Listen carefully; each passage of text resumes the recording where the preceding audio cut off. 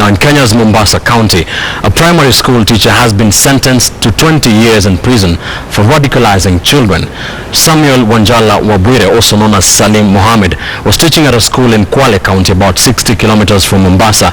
KTN's Francis Ontomo begins our coverage tonight. The accused person, Mr. Samuel Wanjala Wabwire. Samuel Wanjala Wabwire stared into the room with outright anxiety. His fate was sealed with a landmark judgment that condemned him to 2 decades behind bars. The Wildhead family been fixated on this case, one of Kenya's most followed terror cases, but has taken 9 months to determine in the court of law. While in prison, the accused person will be able to study and perhaps change his mind about the route he has taken. For that reason, I shall sentence the accused person to 20 years in prison.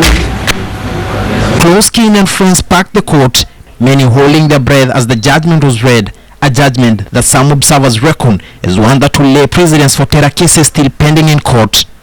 This accused person has already sold his soul to the devil, and he was in the process of selling the souls of other children. He was convicted of promoting radical extremism among children in contravention of Prevention of Terrorism Act 2012. All these things did not happen simultaneously.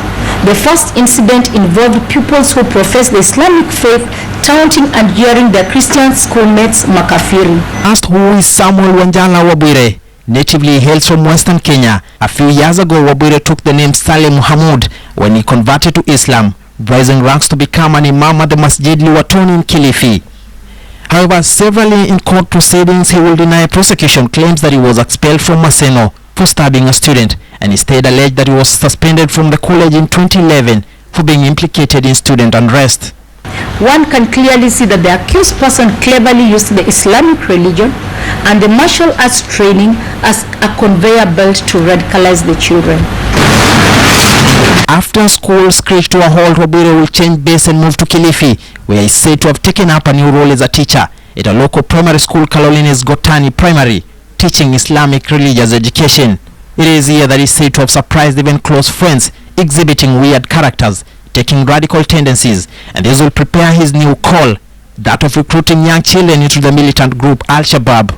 I believe the children told the court the truth, because each child's evidence was unique and distinct. Time and again in court proceedings, Wabwire claimed some conspirators wanted him ousted from the institution, reason why he was labeled a criminal.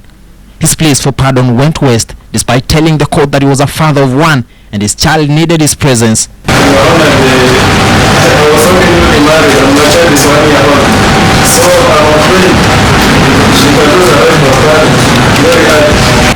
Then though he says he's a parent to a 1-year-old, the accused person is not only a danger to that child, but to himself as well. Wabwire's sentence could be the first conviction of a religious-based hate crime in Kenya's judicial history, coming at a time when a protracted search for terror suspects said to have escaped the Boni Forest KDF cleanup was ongoing. Francis Ontomo, KTN News, Mombasa.